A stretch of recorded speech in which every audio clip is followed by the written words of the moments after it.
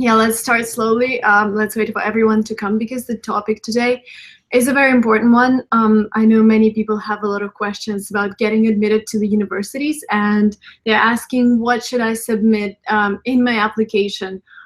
Where is all the information about the exams I need to take? What are recommendation letters? What is a personal statement? So I'm going to explain everything today in this live stream, and you would also have an opportunity to ask me questions. Yeah, this is one of the sounds my dog is making. Yeah, so let us start with like a small introduction. By the way, guys, if you are on YouTube right now, if you could please go to LinguaTrip's website. So there is a link in this chat. I just posted it, and there is also a link below the video. So if you could follow it and ask a question on LinguaTrip's website, I'll explain why. Because the chat is moving too quickly, and I feel that on LinguaTrip, I will be able to scroll and pay attention to every single question. So if you could go to that webpage and ask your question there, and you can ask your questions throughout the webinar. I will be answering them once I finish several parts. But the first question is from me to you. Please let me know when are you applying to an American university, and please also tell me what is the program you're applying to. Is it master's? Is it bachelor's? Is it MBA? So yeah, just let me know, because then I would. Oh, somebody's saying waiting. I think you need to reload the page because I've already started. Yeah, please let me know when will you be applying and for which program. So for example, I will be applying this September for, yeah, I see 71 people, great. I think there was this lag in the live stream. Hey, hello everyone, yeah. So bachelor's, hi. So I'm gonna be talking about deadlines as well, but if you have any plan that you have in your mind, like for example, you want to start your university, your studies in 2018, I will let you know when is the best time to apply. Master's in mechanical engineering, okay. Yeah, I'm looking forward to also receiving comments on LinguaTrip's page. The link is below, and this is where I will actually be reading the comments. So yeah, hi from Arizona, hello Arizona. Okay, so yeah, I'm just, right now I'm collecting your answers, which program you're applying to, and when do you want to start. So yeah, I see Sohrab wants to start bachelor's in architecture in 2019. I've also seen some people who said they are going to do master's. So yeah, please, master's in 2018. Perfect. And yeah, I'm actually reading this, guys. Again, I'm actually reading this on LinguaTrip's website, not on YouTube. And if you could follow the link I left below the video and leave your comment there, I would really appreciate it, because as I said, if you could have seen the comments on YouTube, they're going really fast, and I really want to pay attention to every single question. Bachelor's degree in mechanical engineering. Okay, so we have both bachelor's and master's. I'm looking for more answers. Master's computer science, master's. Okay, so bachelor's and master's, both. Okay, there are a lot of similarities between master's and bachelor's, so many things that I will be talking about actually apply to both. But I wanted to start with actually showing you a screen of MIT's admissions website. So I think you're gonna see it now. Yeah, here we go. So this is MIT admissions for freshman applicants, and this is for bachelors. So we're gonna start with bachelors, and then I'm gonna gradually go to masters, and I will be comparing both all the time. As you know, for both bachelors and masters, there are two or three different deadlines. So MIT has two deadlines for the bachelor's applications. They have early action and regular action. And very often people ask me, what's the difference? So for many universities, early action means that if you apply during round one, the early action, you cannot apply to other universities. And if that university accepts you, then you kind of obliged to drop off all of your applications. But again, this is just good manner. This is not something the universities control. There is this common application which can control it, but if you apply into to a university directly and you get accepted in the early action, you still can maintain, like physically maintain your applications, but this is not what the rules are. So if you apply during the early action, normally the university would ask you to withdraw all of the other application if they accept you. But MIT does not have this restriction, just in case you're wondering. And there is also regular action where you can apply to as many universities as you can. You don't have to drop any universities if you got accepted to others. There are different universities, different rules. Personally, I think that it is better to apply during the earliest deadline, and there are a couple of reasons why. I'm gonna show myself back on the screen. Yeah, so there are several reasons why I think it's important to apply during the first deadline. First, because the class is empty. So there are no people at all in the class because they just started receiving the applications. Also, sometimes universities look for particular types of students. For example, this is very particular for MBA. For example, an MBA class, they say we're going to have like 40% people from consulting, 30% people from finance, we want to have 10% entrepreneurs. This doesn't really apply to bachelors, but sometimes that also happens. And for example, if during the first deadline they received 40% of applications from consultants and they accept them, that means that during the second round, they would not really be interested in looking at consultants' application. And if you're a consultant, this means you have less chances of getting accepted in the second round. But there are also exclusions. So for example, you're taking your GRE and your master's has the first application October and the second application January. And you think, oh wow, if I take this 2 extra months to improve my GRE score, and you are confident that you're gonna score like 20 points more. Like for example, you're at 310 now, and you think that if I'm going to give it an extra push, I'm going to score 330, and if you know the maximum GRE is 340, then this really makes difference. So these 20 points really make difference, and they are a great excuse to apply during the later round. But again, this is my personal advice. Many people have different approach to this, but I think you should not apply during the third round because this decreases your chances of getting accepted dramatically. So sometimes universities don't even have the third round, but sometimes they do. And the third round is normally like March or April in the year before you want to start your studies. So it's like 6 months prior to the beginning of studies. And I would say in top universities, the classes would be 90% full. So yeah, if you are concerned about deadlines, I would apply either round 1 or round 2. My story, I applied in the round 2, and this is not because I had this calculation in my mind. It's just because I decided to apply to American universities in October. And so I knew that the second deadline would be January, and that meant that I only had November and December to prepare for my GMAT and TOEFL and do all the application research, all the universities, which is really tough in terms of timing because I also worked and I had to travel. So yeah, do not do that. It's better to plan. But again, I applied during the round 2. I applied to top universities as well. Like I applied to Johns Hopkins, which is considered top, and I would still get accepted, still managed to get my Fulbright scholarship.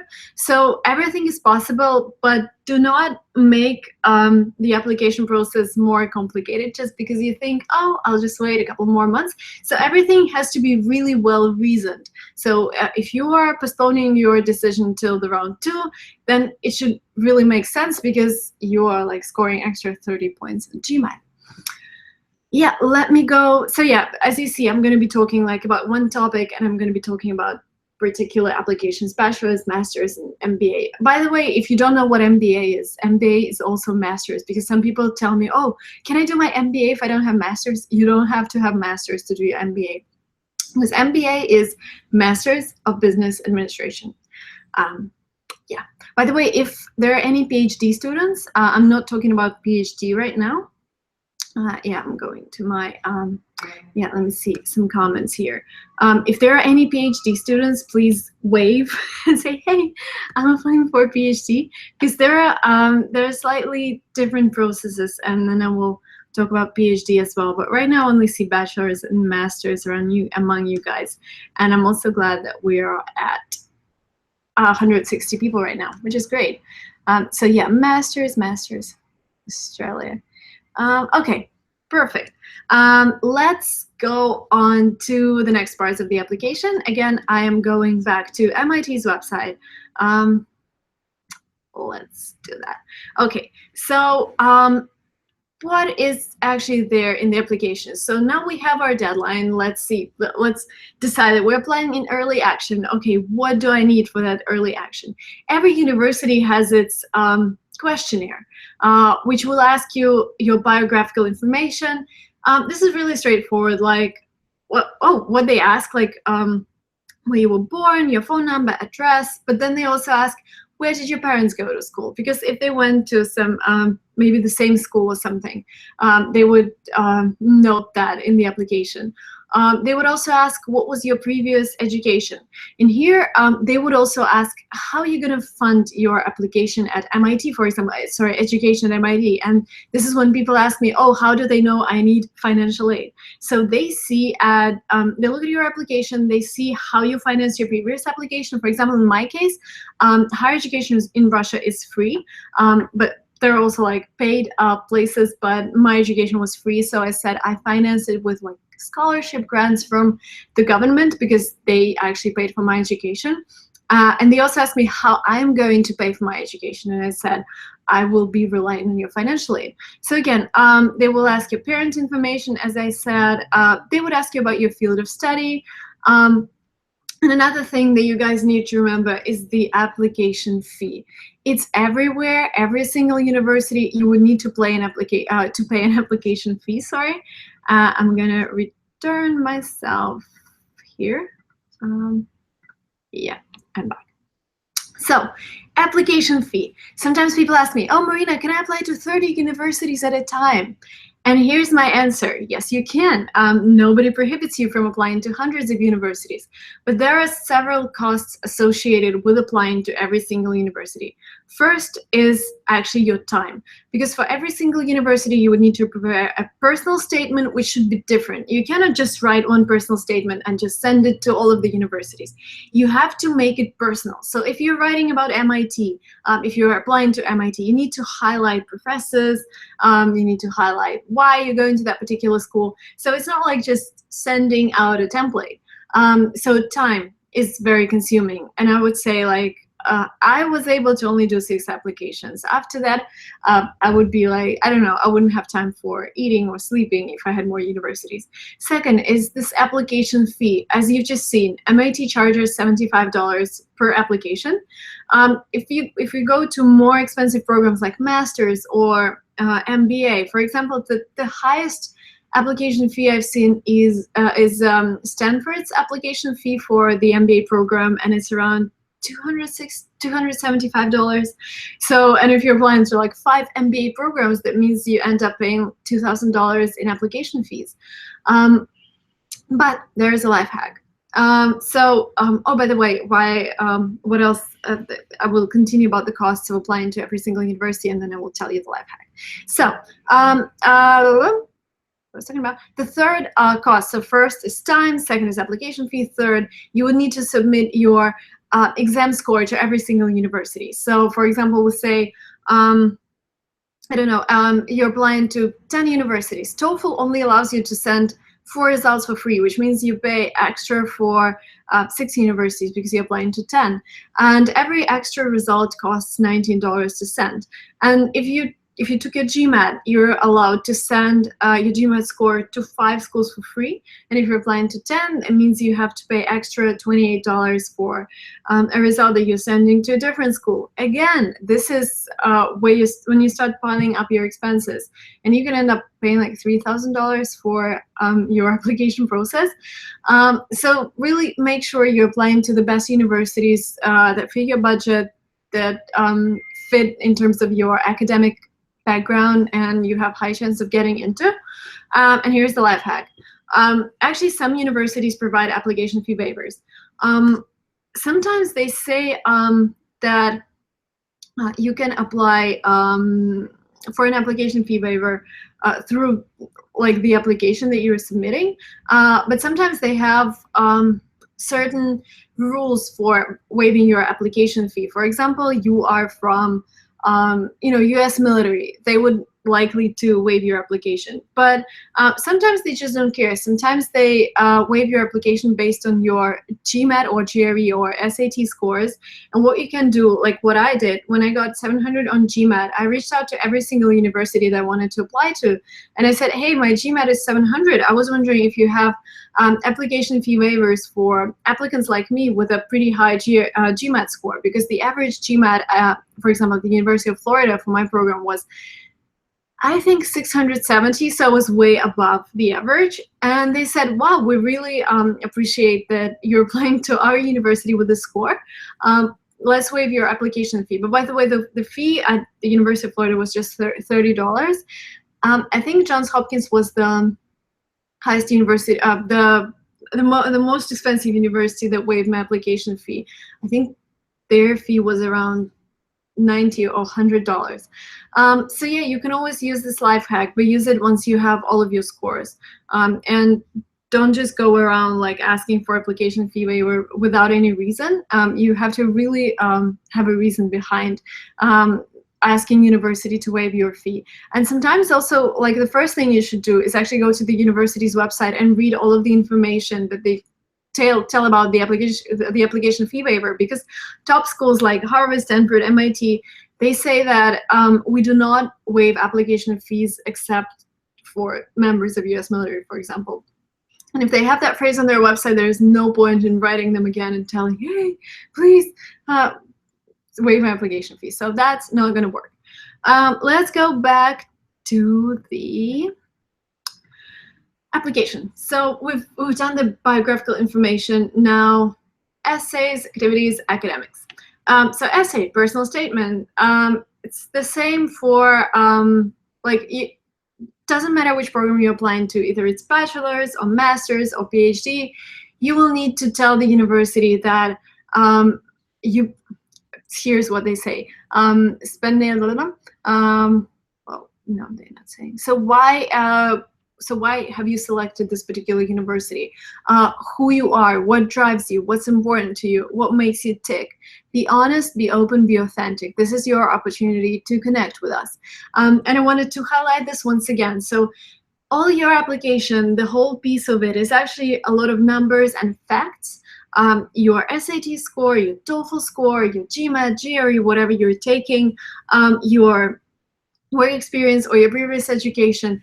But personal statement or motivation letter or whatever they call it is the only chance for the admissions committee to see a person behind you, to see situations and people and books that affected your choice of getting to this particular university. And this is something you have to pay attention to. Again, make it really personal, make it honest. Show yourself why you're applying to America. Why are you in, I don't know, India right now? Why would you go to the States? Why would you go to this university? Why travel like 12 hours on a plane, leave your family behind, pay awful amount of money for educational life in the States? Or if you're applying for a scholarship, why are you able to compete for it?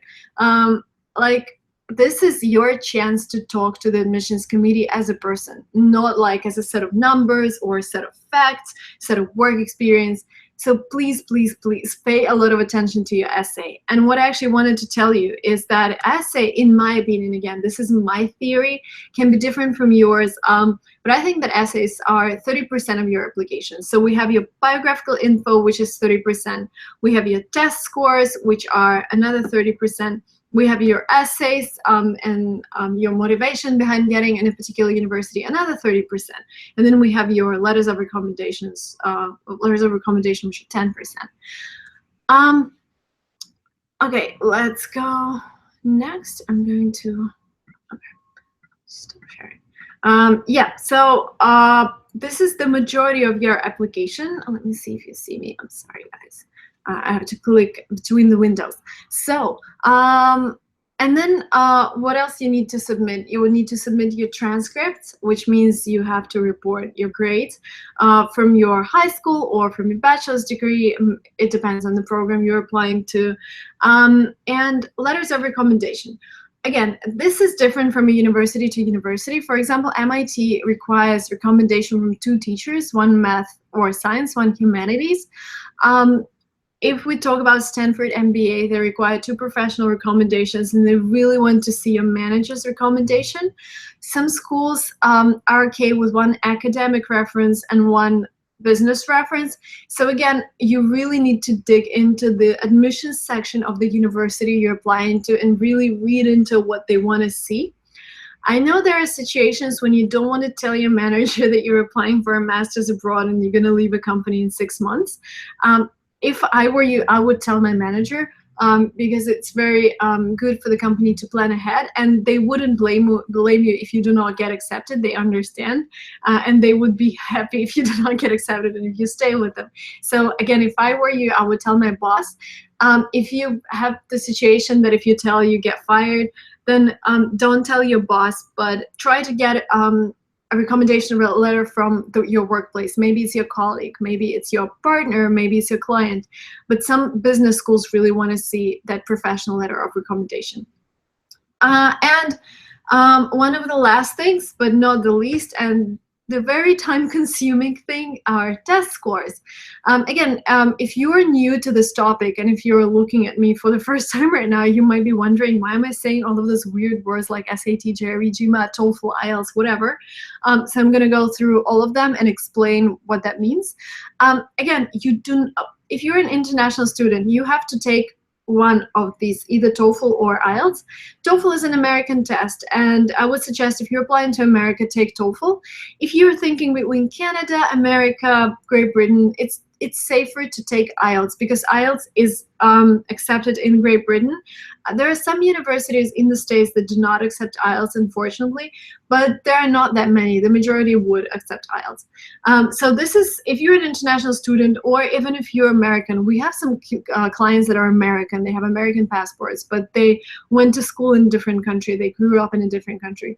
Even in that case, you would need to take TOEFL or IELTS because the only way for you to waive those exams is to prove that you've had 2 years of education in English in an English-speaking country. If you don't have those, then you have to take either TOEFL or IELTS. And here's an important thing. Every university has the minimum that they allow you. So for example, they say your TOEFL should be minimum 90. And if you score 89, unfortunately, you would not get accepted and they would not even consider your application because your English language level is below the requirement. Sometimes you can email them and say, hey, I only require 1 point. Could you please let me retake the test? But that doesn't work if you're applying to a top school. They would just reject your application. But there are some universities that would say, yeah, for example, you score like 85 and they say, okay, we require 90, but you know what? You can come to our university in summer, pay for an English language course for foreign students, and we would be able to accept you after that. That could also work, but I think it's worth taking TOEFL and scoring something that you needed to score. And by the way, if you are unsure of your TOEFL, unsure of your IELTS, and you think that your English is not enough to go to the States or to Canada or whatever right now, we also have like preparation courses when you can come to the States. For example, I actually live 1 block away from Kaplan Language School, and you can go there, for example, and take your academic preparation class and take a pathway program. For example, after pathway program, if you do well in it, you can apply to universities without taking a language exam. But this is a completely different topic, and if you're interested in it, you can write your question below, and I could pay more attention to those pathway programs at the end of the webinar. But there is this opportunity. I wouldn't say like MIT and Harvard and Stanford will work with those pathway programs, but universities like Florida International University, Santa Monica College, I don't know who else is popular, Sunny colleges in New York, they would work with those programs. Yeah, so this is the information for language test. The next information is about the what was that? Information about other tests. So SAT or ACT are the tests that you need to take if you're applying to a bachelor's program. Again, these are not required by all of the universities, because there are some universities that wouldn't even require an SAT. They would just require TOEFL. For example, again, Florida International University. Not sure about all of the programs, but there are some programs that do not require SAT. SAT tests your grammar, tests your maths, and really low level, like if you were good at maths in your school, SAT would be super easy for you. And they also test your writing skills and your ability to understand academic texts and make right decisions based on what you've read, make the right choices. And SAT and ACT are slightly different. For international students, I recommend taking SAT because there is more maths and less verbal. This is the first thing. And the second, ACT actually asks you questions from American high school program. They might ask you for some definitions or some formulas that you don't want to spend your time on. And if you, again, because we were talking about MIT, there are some universities that would also require a subject test. For example, MIT says that apart from taking your SAT, you would need to take at least 2 subject tests. For example, SAT Maths and SAT Biology. But this is only for top universities. As I said, there's like, if you go to Santa Monica College, for example, you do not need to take SAT, you just take TOEFL. Or sometimes you just even don't need to take TOEFL. You do the language course in the university itself. And then, what else? Other exams. If you are applying to a master's degree that is in the sphere of economics, then you take GMAT. So you don't take SAT, you just take TOEFL and GMAT. There are also programs in economics that do not require GMAT. They tend to be lower ranking programs. And if you are applying for some kind of financial aid, I would strongly recommend taking all of the tests that the university requires. And even if they do not require them and you still want a financial aid, I would take GRE or GMAT, because that shows your academic ability. It gives another like incentive for a university to give you scholarship, because you need to score well in those exams. And by well, I mean in GRE you need to score more than 310, in GMAT you need to score more than 700 or at least 700 to show that you're above all of the applicants, because financial aid is awarded to the top applicants. And yeah, and the GRE is the exam that is taken if you're applying to a master's degree that is not connected to economics, like master's in physics, master's in biology, master's in psychology, master's in computer science. This is GRE. This is a test that tests your academic abilities in terms of analyzing texts, understanding very complicated academic structures, and understanding words that are used in academic topics. So yeah, these were the tests, and I think the last thing I wanted to talk about is the interview. And yes, I have passed 3 interviews. One of them was live, 2 of them were on Skype. Normally top universities would ask you to travel to America and take the interview in person, because they want to see in person, and they think if you're serious enough about your education, you will come. Some universities just interview over Skype, and they wouldn't ask you a specific question. In my case, I was asked, like, what are your plans for the future? How have you been since the application? What's going on in your life? So it's very easy just to make sure you actually speak English, that you are who you are the person you talked about in your application, and that you're nice and outgoing and can support a conversation in English. Super important. So yeah, and if there is interview, if not every university conducts interviews, sometimes they just give you a decision after you apply, and they would normally take around 1 month to release the decisions. So for example, if you apply in November, you should know whether you're accepted or not by the end of December. Easy. If you apply in January, you're going to know all of the decisions by the end of February. So this was my fast explanation of college and university applications. I think now it's time for your questions, because I know there are loads and loads of them. Again, on YouTube, I see so many questions, guys, and I would actually ask you to go to LinguaTrip's website. I'm going to leave a link below again in the chat. And there is also a link below the video. And if you could ask your question there, that would be great, because I am going to LinguaTrip's website following the link that I've just given you, and I'm going to read the questions from there. There are only 30 questions, which means I'm going to pay attention to every single one. And if you want me to pay attention to your question, please, please, please go to LinguaTrip's website. And if you don't mind, I will take a quick sip of tea, because I've been talking for a while now. Okay. Oh, there are actually 40 comments. Sorry. Okay. Let's see. I'm in 10th grade. Should I take SAT test now? What would be the benefits if I take it now? Okay, so SAT test doesn't have a deadline. For example, if you, sorry, not a deadline, expiration date. So for example, if you take TOEFL, it would only be valid for 2 years. GMAT would be valid for 5 years. GRE would be valid for 5 years. SAT would be valid for your whole life. So if you feel that you're prepared right now, please take the test. So for me, the only criteria to take the test or not to take the test is when you take practice tests at home and you see that you scored exactly what your dream university requires. So you cannot just take SAT because you want to take SAT. You need to have the list of the universities. You need to make sure you have the right deadlines. You know what's the average SAT of students who got accepted last year.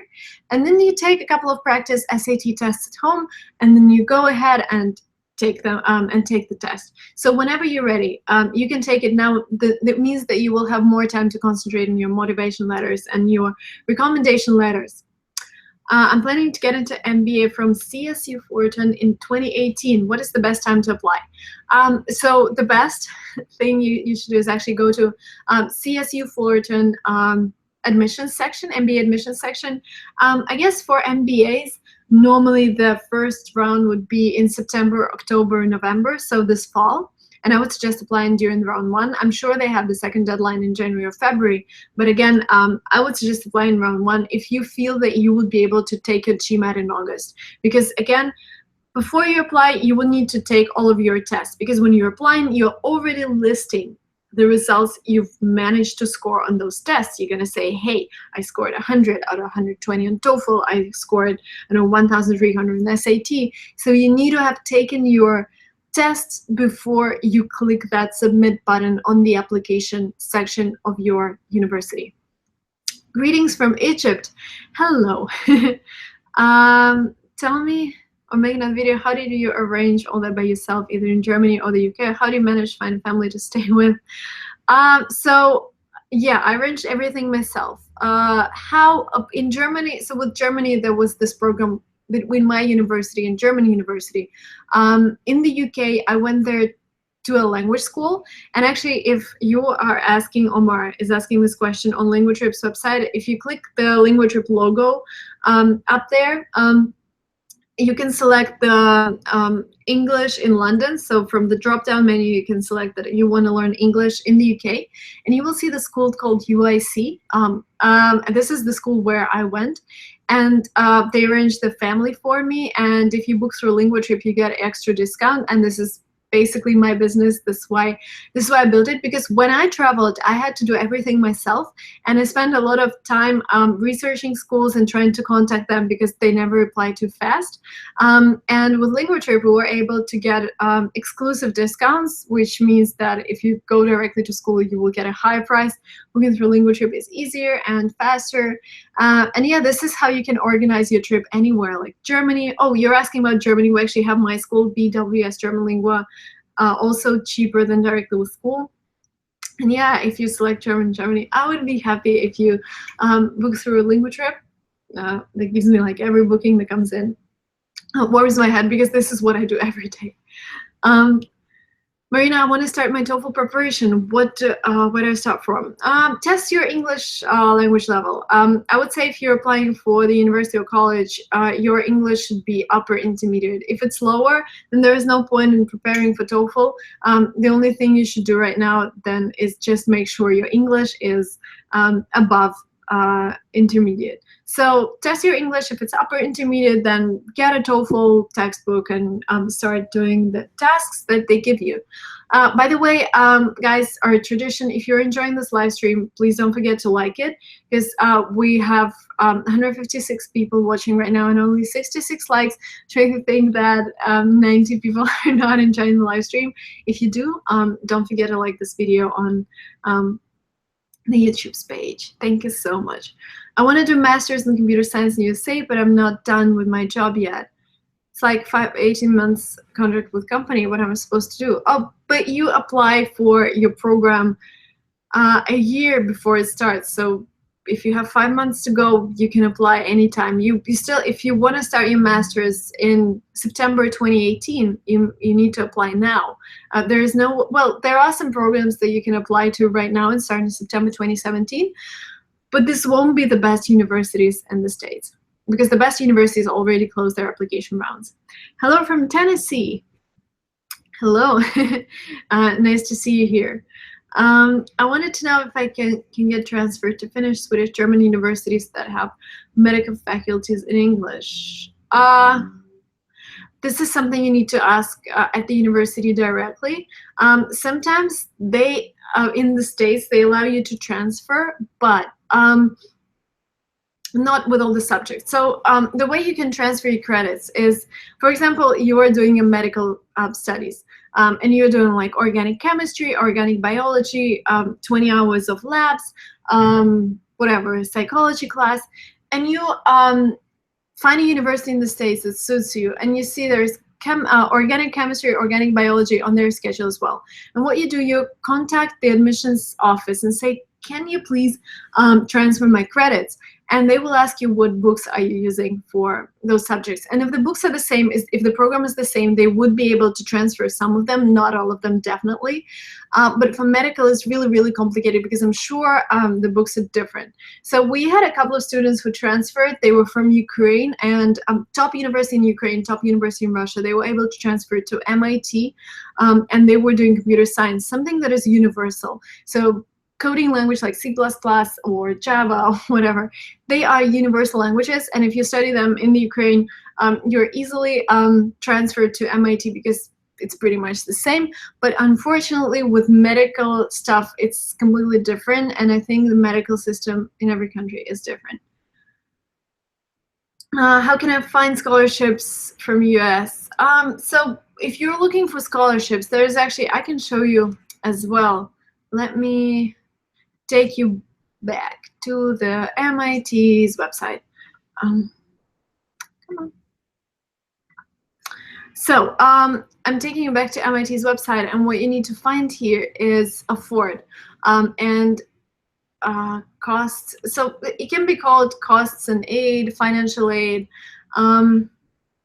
So the first thing you need to put, okay, I'm not one to, I don't want to make it more complicated for you, like explain need line, need based, but what they say here is that they provide financial support based on your income, but they're also like merit based, which means that they give scholarships based on your academic achievements. So for example, let me show you this merit-based scholarship. So again, types of financial aid really depend on the university. So you need to research every single university. There is no such thing that like a website which would tell you where you can get scholarships. You need to explore every single university. So for example, University of Florida provides these scholarships for international students, $5,000 a year for this presidential scholarship, this presidential gold scholarship. There are also out-of-state scholarships. So, and this is called scholarship section. So tuition fees, scholarships, and every single university has this section. What you need to do, you need to explore it. You need to calculate your budget, calculate the total cost of the university, and assess how much financial aid you need. And again, please remember that it's not just because you're applying, they're going to provide financial aid. You need to prove that you are extraordinary applicant. So if we talk, for example, about the University of Florida, we have a couple of bachelor students who received teaching assistantship there for their bachelor studies, which is really rare. And for example, they have for bachelors, they had an incoming class of like 400 people, but only 10 got full financial aid, and those 10 were the best. For masters, it's easier. For masters, you say, like, for example, 100 people are attending class, and like at least 90 get some kind of financial aid because there are loads and loads of grants and discounts, and there is a good chance that 10 or 20 people are receiving full financial assistance. So again, really depends on the program. And if you guys are interested in learning more about like scholarships and merit-based, whatever, if you have more questions, there is a link to book. Okay, let me see if I'm back. Sorry, I'm just switching between the screens, and I want to make sure you see me. Okay. Sorry for that. Okay, I'm back. Yeah. So yeah, if you are interested in learning more about your own application, asking me the questions about yourself, there's a green button below that will allow you to book a consultation with me. I should also warn you, because there is really high demand right now. The next available consultation would be, let me see. Next available consultation will be July 12th, because sometimes people book and they're like, oh my god, I have to wait a month. Yes, unfortunately the demand is too high, and there is well, it's very unfortunate for me, but there is a big line right now. Okay, let's go on to the next question.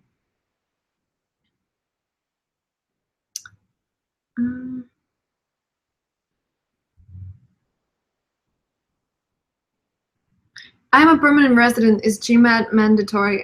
So yeah, if the university states that they would not accept your application without GMAT, then GMAT is mandatory for everyone. Doesn't matter if you're international, permanent resident, citizen, whatever.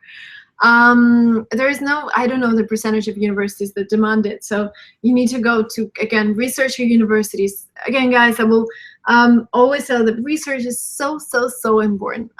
You need to make your research. You need to make sure that the universities you're applying to, you are a good fit for them in terms of GMAT, in terms of your average grade, in terms of your English.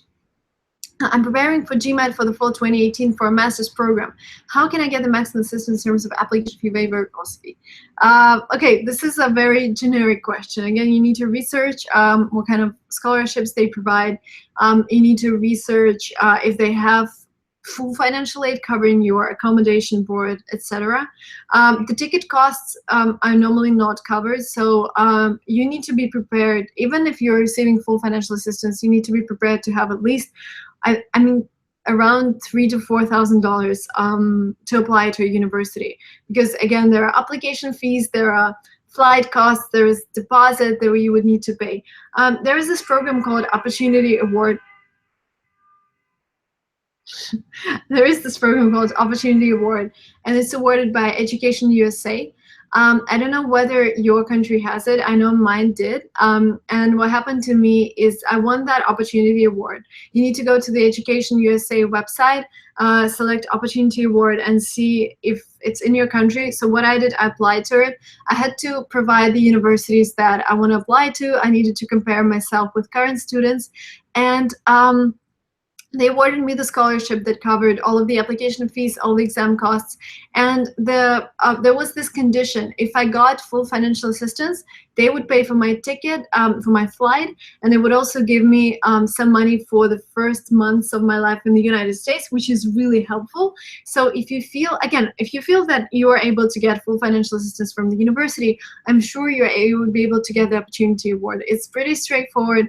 I know that not many people know about it, but if you do know about it and you submit your application and you are academically performing well, I mean, you are in top 10% of your class, you know exactly which universities you're applying to, and you know that you're going to score a high score on a standardized test, and a standardized test, GMAT, GRE, or SAT, then you have really high chances of getting this Opportunity Award.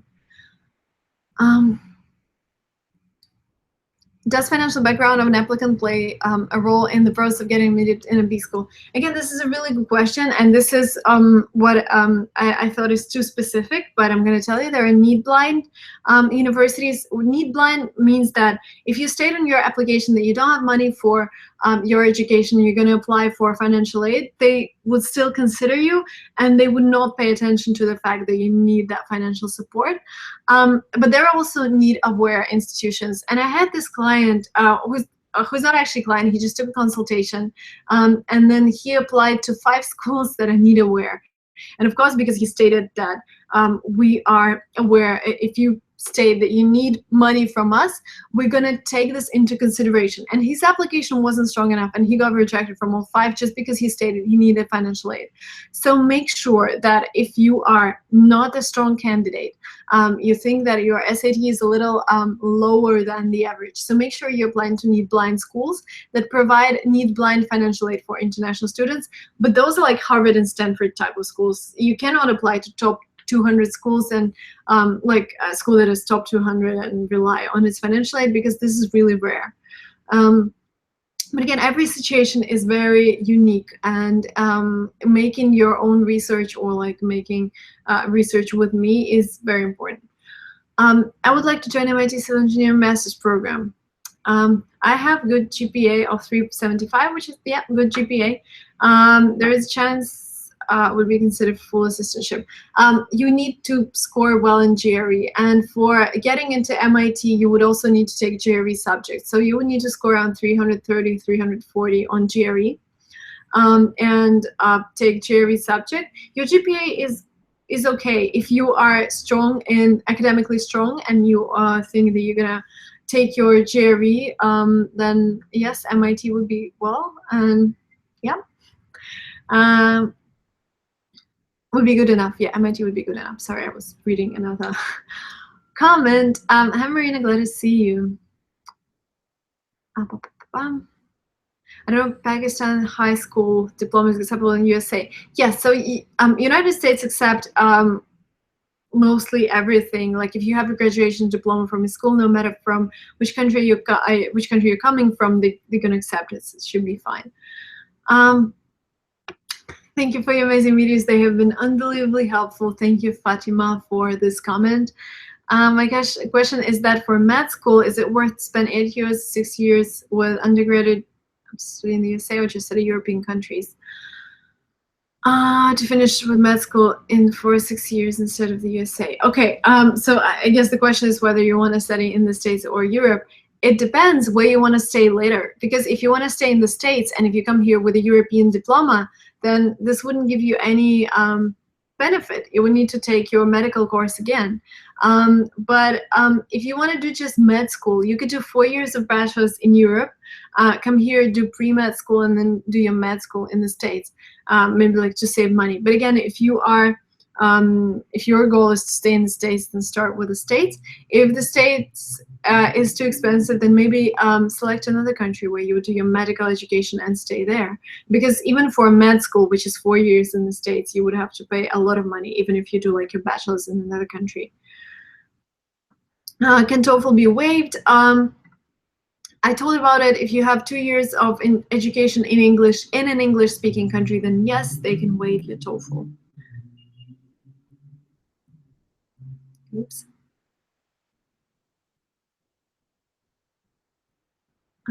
I understand you, but I can't speak English very well. I need LinguaTrip.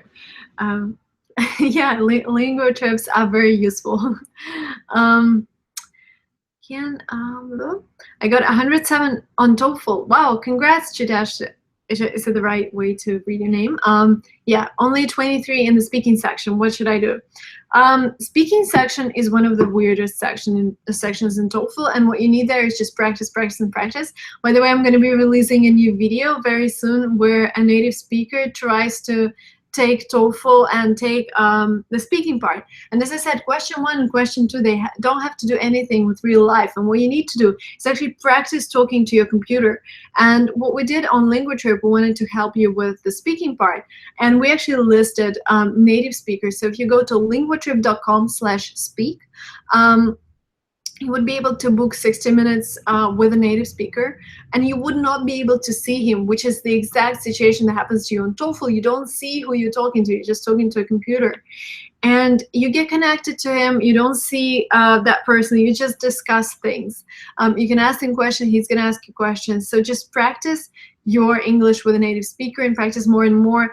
Ask that native speaker to ask you all kinds of questions, all kinds of random questions, like, for example, what is your favorite painting in 2016?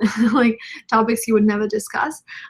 So I'm gonna leave a link below to you. So it's linguatrip.com/Skype.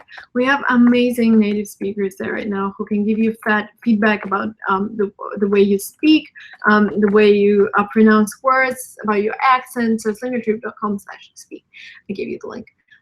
Is 1-to-1 in the UK equivalent to a 4-0 in the USA? I'm sorry, I guess yes, but in the UK I know there's ABC system. If it's 1-on-1, if it's maximum, then yes, it's equivalent to 4.0.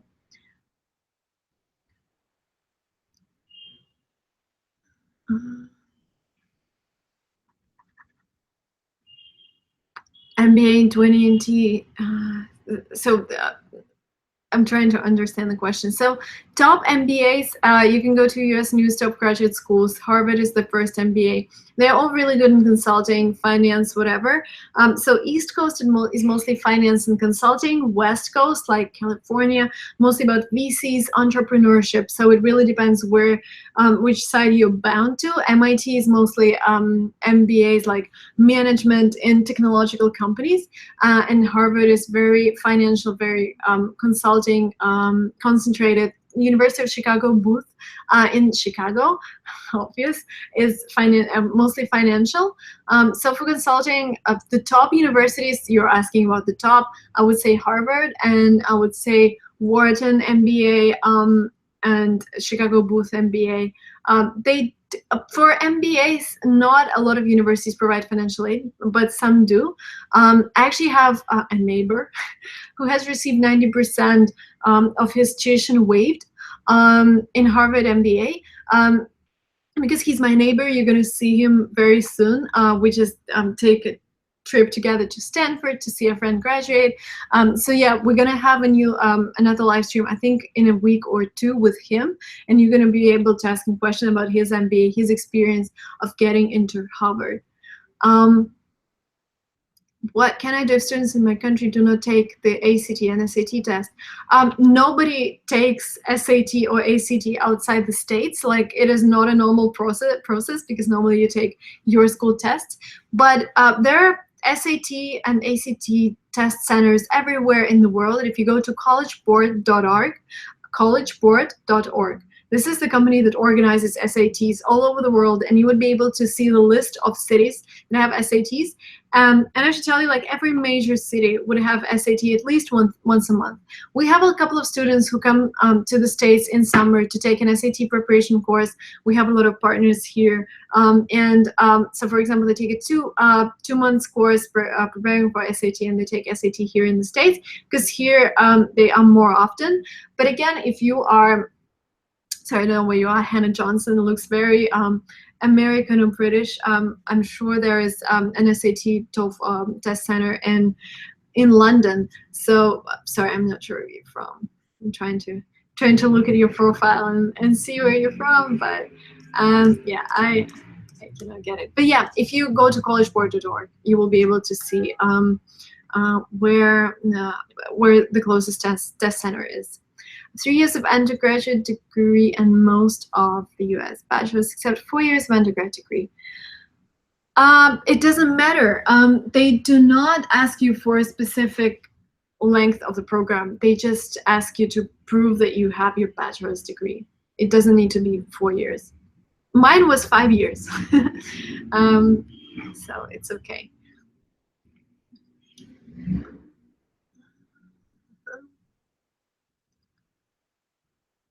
Okay, hi.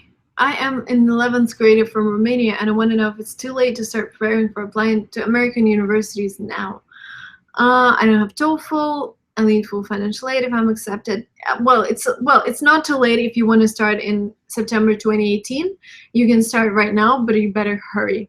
I'm a great student in school, a physics national Olympiad, but it's great you took part in it. I need to know if there is possibility for me to get in. I'm not sure about what you've said right now. This is really rough. But again, you would need to have high GPA, you would need to take your SAT, you would need to take SAT subject, and getting full financial aid for a bachelor's is really tough. So we have a couple of students who have, and they went to Columbia, they went to MIT, they went to Smith's College, they went to University of Florida, they went to Purdue University. But these are like, this is a certain profile of students who have Olympiads, who have high GPA, high SAT, and really strong motivation. I hope you will be able to compare yourself and make the right decision about that. So how much should I expect of a scholarship if I got plus 100 in TOEFL and plus? Oh, this again, this really depends on the university. If we look, for example, let me remember. There was this university with, sorry, I normally, again, on consultations, I would have everything in front of me. But let me take a look real quick. We had this girl, went to computer science university with full financial aid. So there's Boston University. That might be good for you. They have trustee scholarship, which is a full one. And what else is there? Oh, presidential scholarship, Florida International University. If you score 1,390 on your SAT, then you're eligible for a presidential scholarship that covers 100% of your costs. But actually, what you've told me, your SAT 2,400 is the old SAT. Everything right now is in new SATs.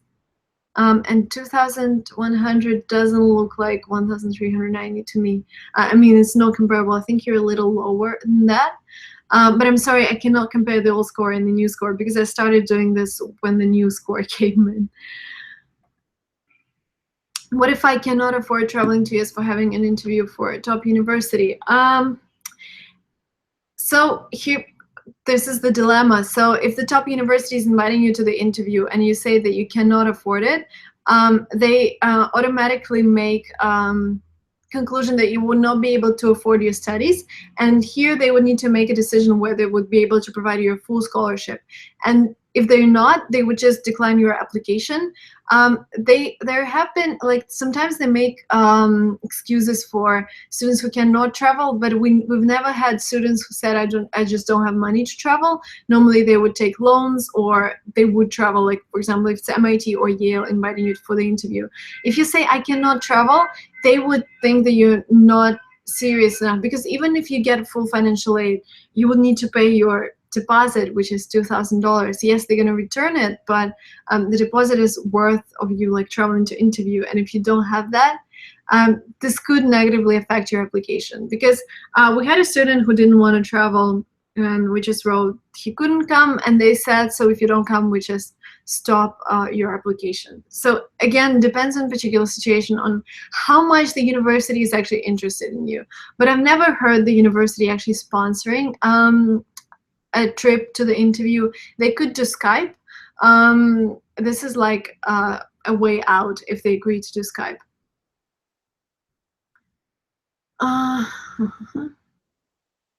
Can a student take a loan from her home country to finance education in a foreign country? Of course. This is what you can also do. Okay, I think, guys, I am about to finish because this normally lasts 1 hour.